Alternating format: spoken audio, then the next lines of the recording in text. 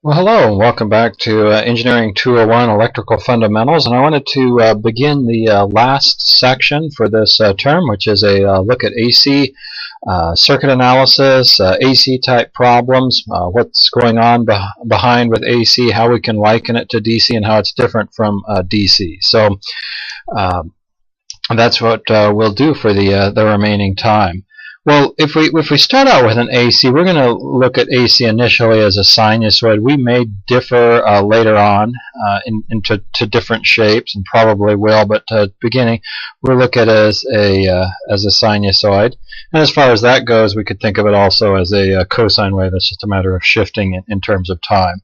So this is going to be time here, and then we have the amplitude. We'd have some amplitude, positive amplitude there, and some negative amplitude there, if you will. Then, of course, if we look at this wave, and it's going to be continuing on, we would have, in terms of periods, this would be 2 pi, and we would have pi, and we could break that up. This would, of course, then be a period. This would be a period divided by 2. The period, of course, the time it takes to complete one cycle. And if I wanted to talk about this in terms of x of t, so we could talk maybe if this is x of t, we could say that x of t was equal to the amplitude A times the sine of omega times t. Okay, and eventually we'll probably talk about it in terms of a cosine, which, like I said, is just a matter of shifting it. But pretty straightforward here. You've maybe seen this before in other classes. This is the amplitude, what the amplitude, and then this is the omega, is the angular frequency.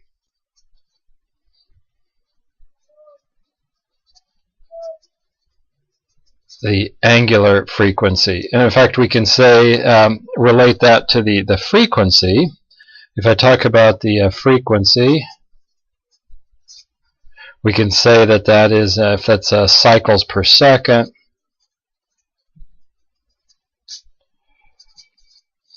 maybe we'll give this the symbol, well, cycles per second, that would be hertz. And we usually give this the symbol F, okay? And we can say that F is equal to 1 over the period t, where the period is the time that it takes to go through one complete cycle. So that's the period t. Now, the angular frequency is different than the frequency. The angular frequency, omega, is not equal to F, but rather omega is equal to 2 pi times F. So omega is equal to 2 pi times the frequency F. Okay? Or you could say, if you wanted to, this is also equal to 2 pi over the period t. And omega, whether you look at either one of these, it's going to be in radians per second. Okay, so this is something we always have to think about. A lot of times next term we go down to the lab, we do an experiment, our lab equipment is calibrated in terms of hertz, we do our calculation in terms of radians per second, and students struggle that their calculations are off by about 6. Well, where's 6? 2 pi. Okay, so keep that in mind. Are you working in frequency in hertz, or are you working in frequency radians per second? The other thing to think about with this is now we have more parameters to think about. We not only have the amplitude measuring in this vertical direction, but we also have time. And if I look at the time here, the amplitude will vary and be different from the amplitude if I look at the time there, right? And we could actually talk about this in context. This has some consequences, some important consequences. Let's say that we maybe we're going to have a get-together at some remote cabin. We wanted to provide electricity for this cabin. And so we've got the cabin here, and we'll say that it's grounded. We're going to do a real simple electrical system. We're going to have a generator here. So I'll talk about generator 1. We'll ground that, and then we'd have a wire going from generator 1 and have that going into the cabin. Okay, however that would enter the cabin. And this is a fairly simplified system, but it would work. Okay, and maybe you find out that if you're going to cook everything you want, turn on the hot tub, and have all of the fun stuff, which is kind of interesting. I had a former student one time go and work at I think Ocean View or Bay City. I think Bay City up there by Tillamook over on the Oregon coast, and his job was making sure that their power system was up to it, and they had to design everything for Thanksgiving morning. Everyone would drive over from the Portland area, get into the cabin, turn on the heat on high, turn on 2 ovens and get the Thanksgiving meal going, turn on the hot tub and get it going. Of course, you got to get the TV and all of the support devices and whatnot. So Thanksgiving morning was their heaviest load. And so let's say we got that same situation here. We want to be able to cook 2 birds at once, or a bird and a duck or something. I don't know, whatever you want. But we need another generator. So we come over here. We find ourselves a generator. Generator number 2. And we have to be careful. We cannot just tie this in, because if you look at what's going on with these generators, you could have generator 1 have a trace like this, and maybe, so we'll say this is generator 1, and maybe generator 2 has a trace like that, where this is generator 2. And if you try and hook these together, if you try and hook them up, let's say at this point right here, this amplitude here is very different than that amplitude there. So we need some way of sequencing these in. So what we're going to do is we're going to put some switching gear here, a big switch. And we'll make sure that we leave it open. We'll run down to the store and we'll get a couple of light bulbs. Put this light bulb here. And we'll have that light bulb there. Okay. And so the scenario is going to go, it's going to be time we want the electricity. So we fire up generator 1 and get it running at 60 cycles very nicely. And then we fire up generator number 2 with this switch open, get it all warmed up and running nicely, and then we get to the point where we want to phase this in. We want to sequence in generator 2 with this so that we can have more current. We can have the current from generator 1 and hopefully the current from generator 2 combining and coming up here so that we've got more power in that cabin. Well, I need to get these sequenced, and you could imagine that if this switch is open and I look at this, there's some distance between these points, isn't there? And these lights would be on, wouldn't they? Okay, they would be glowing on. So what we do is we then take this generator 2 and we slow it down or speed it up just ever so much. We adjust the throttle and we slow it down or speed it up, and that's going to cause this wave to shift back and forth. And when it does, we could end up with a situation where we have that, and then we have the other one right on top of it, right? And what's going to happen when we do that? There's going to be no potential between here, and the lights are going to go off. So when those lights go off, we close this switch. And at that point, we have this thing running in sequence. Okay, and if you see how they do this at power generation facilities, even like just up at Brooks, where they're making electricity with the garbage and whatnot, and they want to bring their generator on and off, they have a sequencer, which is a little fancier than this, but basically does the same thing. Now the question might come up, well, why do you have 2 light bulbs? Well, I have 2 light bulbs because you could imagine the worst possible difference would be that one of the generators was like this, and one of the generators was 180 out. So if we have 110, so if this is 110 and this is 110, and we're going to talk about maybe it's not quite 110 in the future in terms of RMS and peak and things like that. But if I have a light bulb, I said I ran down to the store and got a light bulb, it's probably a 110 light bulb, right? And if I try and go from there to there, that would be 220, wouldn't it? So what I do is I put 2 light bulbs in series so that I can use the standard 110 light bulbs, because the maximum voltage I might have across here would be closer to 220 if these generators are both 110 apiece.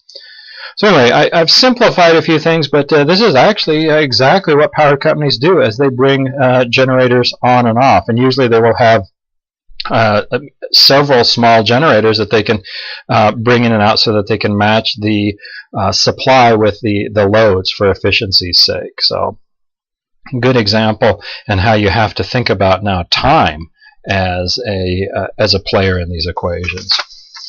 Well, let's maybe go on and talk a little more about this one and how we can describe how these are displaced and whatnot.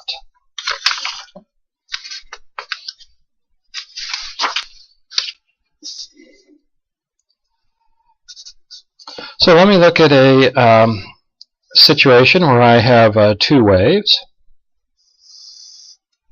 And I'm going to take the first wave.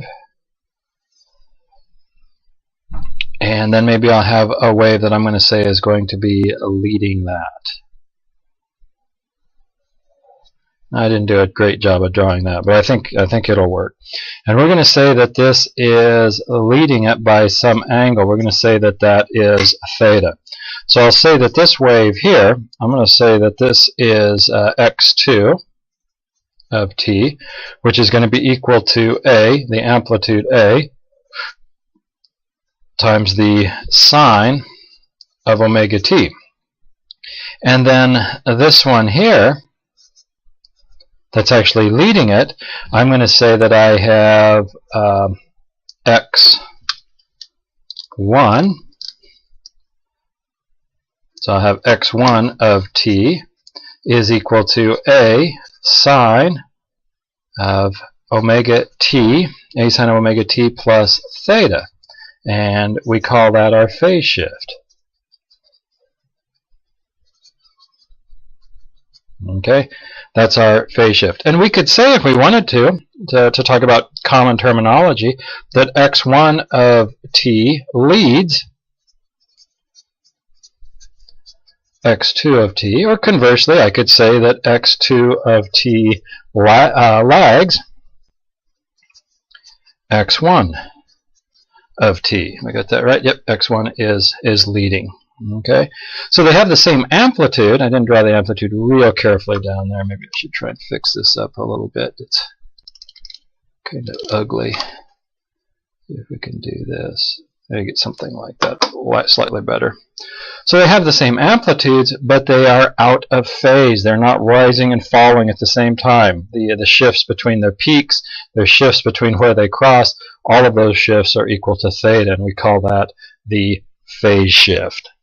Okay, and we're going to talk a lot about that. We're going to look at problems, and if our phase shift is equal to 0, that means it will probably be resistive. And if our phase shift is one way, maybe we'll say we're inductive, and if it's another way, we'll say we're capacitive.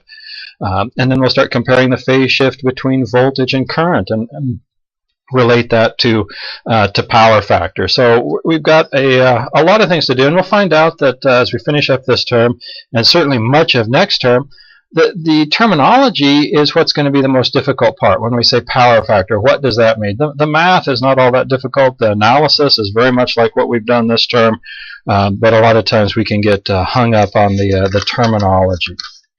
Well, anyway, let's try an example here. And let's say that we are given a situation where the voltage as a function of time is 300 times the cosine. So I'm using a cosine wave of 120 times pi times t plus 30 degrees. Okay, and this is volts.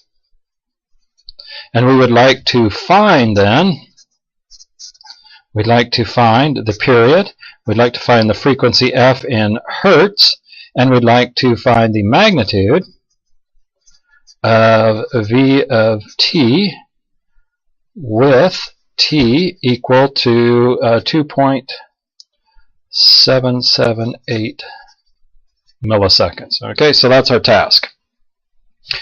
Well, we know from this shape whether it's a sine or a cosine, and again, the only difference between a sine and a cosine is if we shift it. Okay, so we'll talk about very generically a sine wave. Probably most of the time when we do calculations on this, we'll actually have a cosine wave. If we have a couple of them like we did up here and we started comparing them, we probably want to compare them in terms of signs. So we're comparing apples to apples or oranges to oranges. But with this one, the cosine, that's not going to cause us any trouble. And we can say this term right here, that's really omega, isn't it? So I know that omega is equal to 120 times pi. Okay. And let's see. So I know that omega is equal to 2 pi times f, right? We know in general that omega is equal to 2 pi times f. So this would be equal to 2 pi times the frequency f. So I can solve this and come up with the frequency is equal to what? 60 hertz. Okay, so that's 60 cycles, just like what you would see coming out of the plug-in. Okay, if we look at that plug-in, we have something like that. That's what you're gonna have 60 cycles out of that thing. Okay, which a lot of the world uses 60 cycles. Some of the world uses 50 cycles. Those are probably the two most common. Could you have others? Yeah, but these are the most common. We use, of course, 60. What about the period? Well, we could say that the period t is equal to 1 over the frequency f, which would be 1 over 60, which gives me 16.6 milliseconds. Let me double check that. I believe that's correct.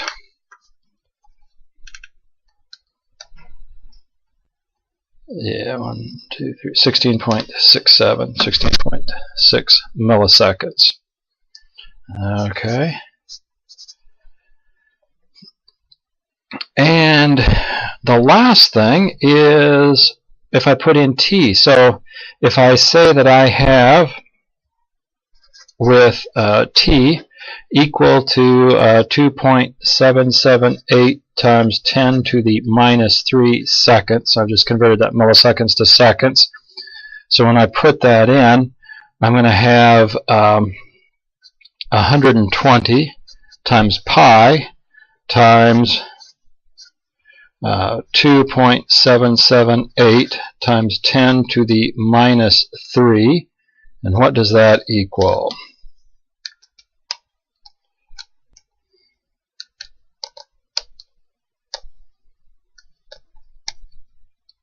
I come up with, make sure, yes, 1.047. Now this would be radians. And to some extent for the math people, they're going to go nuts because I have radians here and I have degrees here. And this is not just something weird that I do. Your author does this, and this is very common in this business. The math folks won't like that at all. But I need to be consistent if I start to put those together. Now, most of the time we don't put them together. This shows us what our frequency is. This shows us what our phase shift is. But here I'd like to put them together. And the other reason is eventually when we start talking about phasor form, we won't see it like this. But what I want to do is I can take this 1.047 radians, and if I multiply that by 180 over pi, that gives me what? 60 degrees. So now I can say that the voltage at t equals 2.778 milliseconds is equal to 300 times the cosine of what's 30 and 60? Cosine of 90 degrees. What's that turn out to be? That turns out to be 0, doesn't it? 0 volts. Okay, 0 volts. Well, how could that be? Well, what that is when we look at this, we're hitting a time there, or a time there, or a time there. Okay. Now this is a hypothetical experiment, so don't try this. But if you could take a paper clip or fork or whatever and put into the terminal here, and you could get it in and get it out at exactly 2.778 milliseconds, you wouldn't get shocked. It's got 0 amplitude at this point, or this point, or this point, or wherever that 2.778 milliseconds was. Now, like I said, don't try it, because if you make a mistake, you'll be up here and you'll get a pretty good shock out of the deal. The other thing to take away from this is this period of 16.6 milliseconds. Let me look at that too.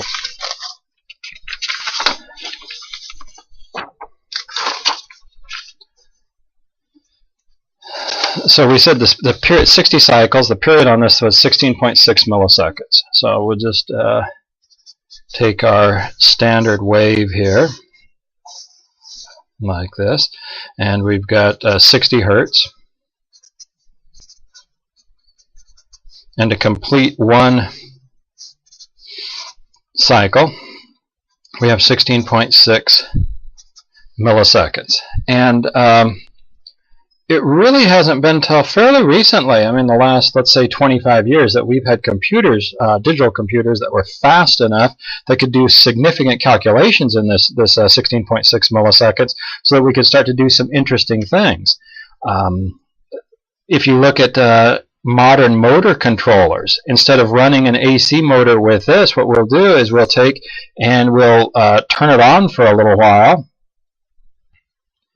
and then we'll turn it off, and then we might turn it on for a little while, and then we'll turn it off and turn it on for a little while, and we could have a soft start, okay? Or we could use something that looks like this. Sometimes I'll call this duty cycle. We'll leave it on, and then we'll turn it off, and then we'll turn it on, and then we'll turn it off.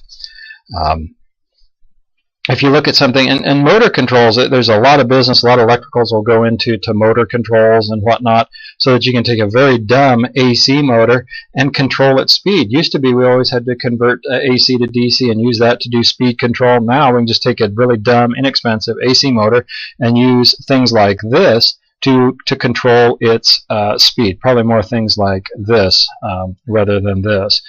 And we'll talk about this in this other one in a moment. But the nice thing about this is I can slowly ramp it up. I mean, when you think about an AC motor, it's either on or it's off. It's a little bit like driving your car down Lancaster Drive, and when the light turns green, both feet hard on the accelerator, and when the light turns red, both feet hard on the brake. You can imagine that it would have a lot of mechanical wear and tear on the system. The system would have to be designed for incredible shock loads and whatnot. So if we could power the system rather with something like this, so we could ramp it up slowly, and then maybe after a while, after we got things going, maybe then we left it on for a while and off for very little, and something like that. So this would be slow, and this would be fast. And we're going to talk a lot, third term, about how we can show this mathematically. Well, coming back to this one, you don't need a whole bunch of computers too much to do this. This is a typical what you'd have in a light dimmer in a house. Have you ever thought about you've got a light here, and you'd like to, you've got this, and let's say it's 100 watts, okay, and you've got this source here, this AC source. So that's the light in your dining room, basically a model of a light in your dining room, okay.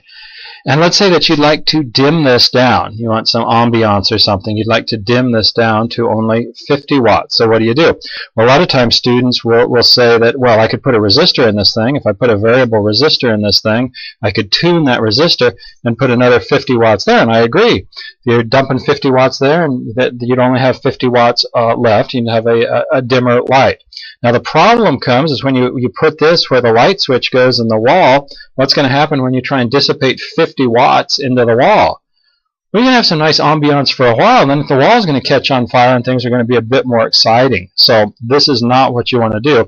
What you're going to want to do is you're going to want to use some solid state devices, some transistors, and actually just take this sine wave and you turn it on for this region, and then you turn it off, and then you turn it back on here, and then turn it off there, and then back on there, and you'll get something that looks like this, okay? Now, if you want it a little brighter, maybe you want to see your salad or something, what do? You just let it stay on a little longer. Okay? So when you adjust the dimmer in your light switch, a lot of houses have these. If you don't, go to a neighbor's house that has one, a dimmer.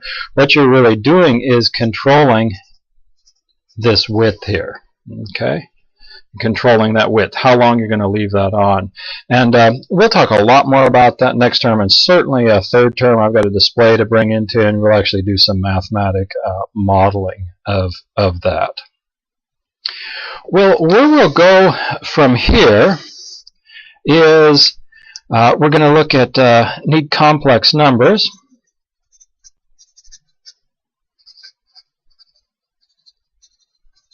And most of your textbooks have an appendix at the back that talks about complex numbers. So if it's been a while since you've dealt with that, you can go and look at that.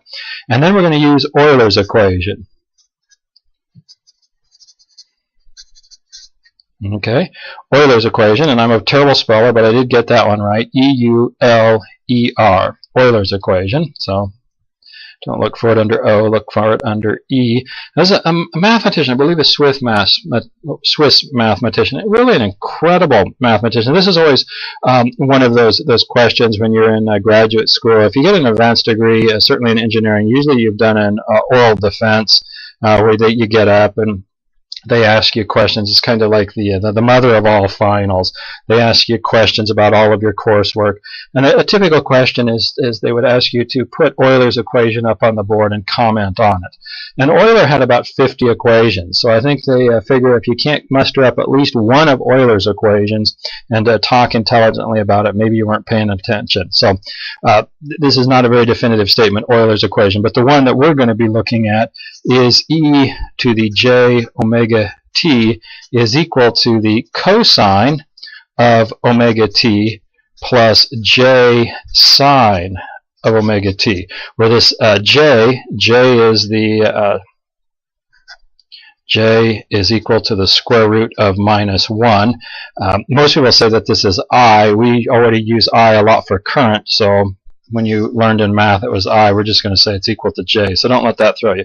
So e to the square root of -1 omega t is equal to the cosine omega t plus then again that square root of -1, that j or I that you learned in math class, times sine omega t.